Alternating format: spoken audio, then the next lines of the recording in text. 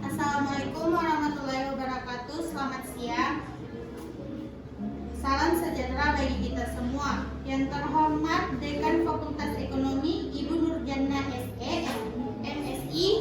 Yang terhormat Wakil Dekan Fakultas Ekonomi Ibu Rafika Asaf SE, MSI. Yang terhormat KPS Manajemen Bapak Dr. Rudianto SE, MM. Yang terhormat KPS Ekbang Bapak Muhammad Syukri SE, MSI.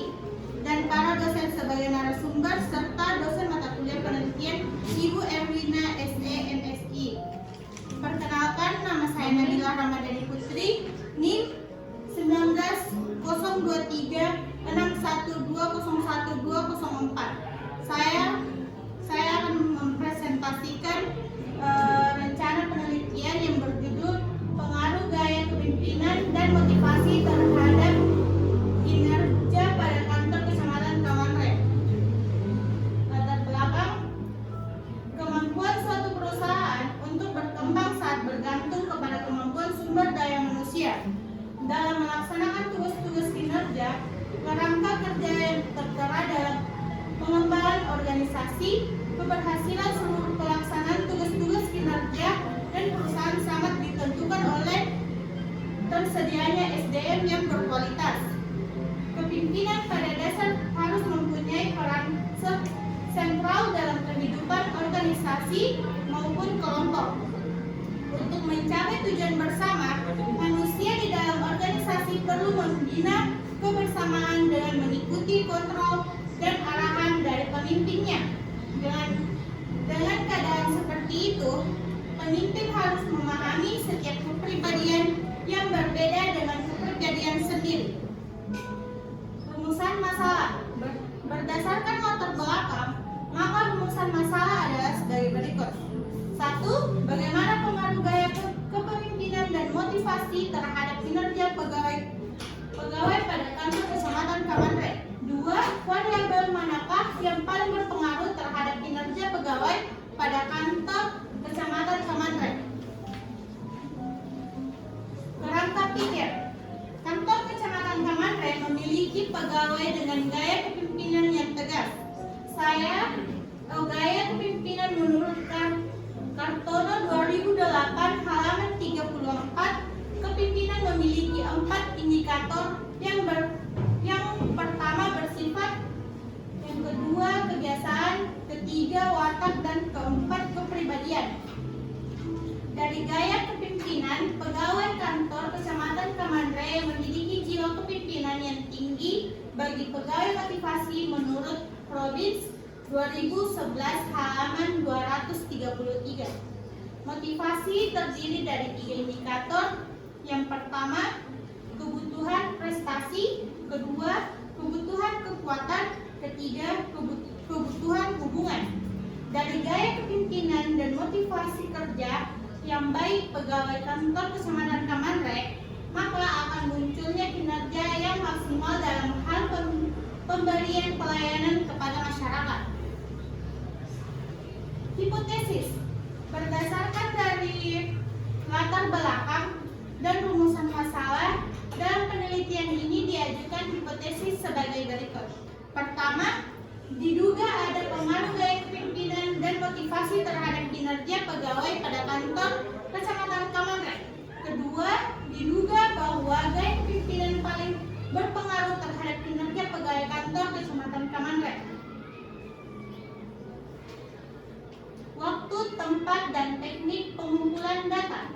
Pertama, penelitian dilakukan selama kurang lebih 2 bulan pada kantor kecamatan Kamanrek.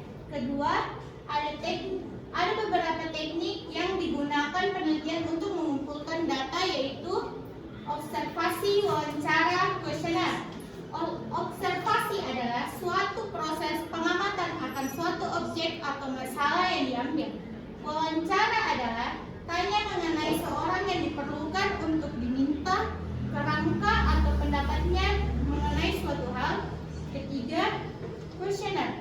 Kuesioner adalah sebagai alat pengumpulan data secara tertulis dan dibagikan kepada responden untuk mengisi kerangka dan fakta yang diharapkan.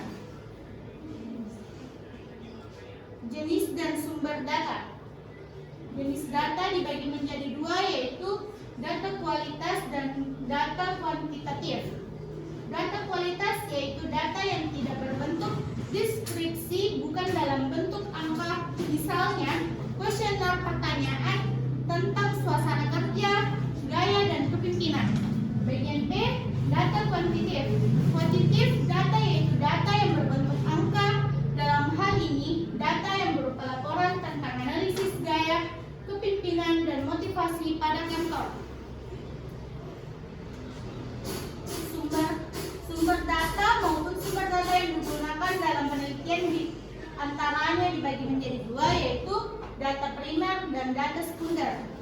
Data primer adalah data yang dikumpulkan sendiri oleh orang perorangan atau organisasi secara langsung dari objek yang teliti dan untuk kepentingan studi yang bersangkutan, yang dapat berupa interview dan observasi. B. Data sekunder. Data sekunder adalah data yang diperoleh atau dikumpulkan dan disatukan oleh satu studi-studi sebelumnya atau diterbitkan oleh berbagai instansi lain.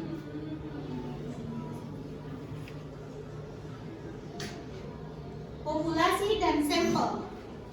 Populasi adalah jumlah keseluruhan dari satuan atau individu-individu yang karakteristik hendak diteliti, dan satuan-satuan tersebut dinamakan unit analisis dan dapat berupa orang-orang, institusi, benda-benda. Dari Dejawaranto 1949 halaman 420.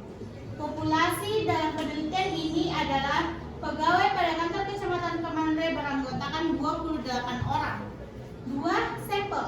Sampel atau contoh adalah sebagian dari populasi yang karakteristiknya hendak diteliti.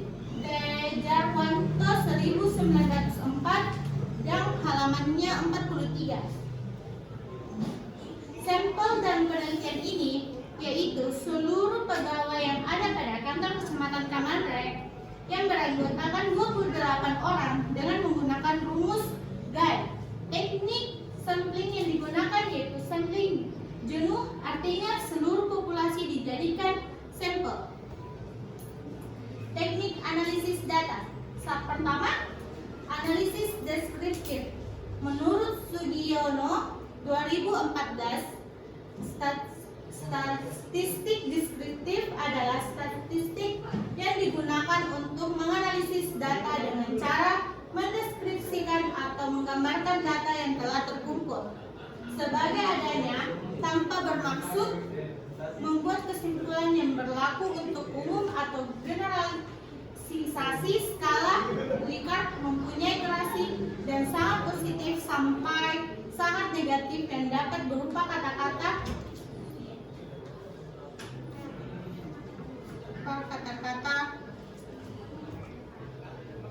dua, uji validitas dan reliabilitas. Pertama, uji validitas menurut Aristonang 2007. Validitas adalah suatu instrumen berkaitan dengan kemampuan instrumen itu untuk mengukur atau mengungkap karakteristik dari variabel yang dimaksud untuk diukur. B. Uji reliabilitas menurut Surya Brata 2004 halaman 28. Reliabilitas menunjukkan sejauh mana hasil pengukuran dengan alat tersebut dapat dipercaya. Hasil pengukuran harus reliable dalam arti harus memiliki tingkat konsistensi dan kemantapan. Pertama yaitu analisis regresif linear berganda. Menurut Kurniawan, metode statistika yang digunakan untuk membentuk model hubungan antara variabel terkait dependent respon dengan satu atau lebih variabel bebas. Hanya satu disebut sebagai regresi linear sederhana, sedangkan apabila terdapat lebih dari satu disebut sebagai regresi linear berganda. Itulah dari saya, sekian dan terima kasih. Wassalamualaikum warahmatullahi wabarakatuh. Ya.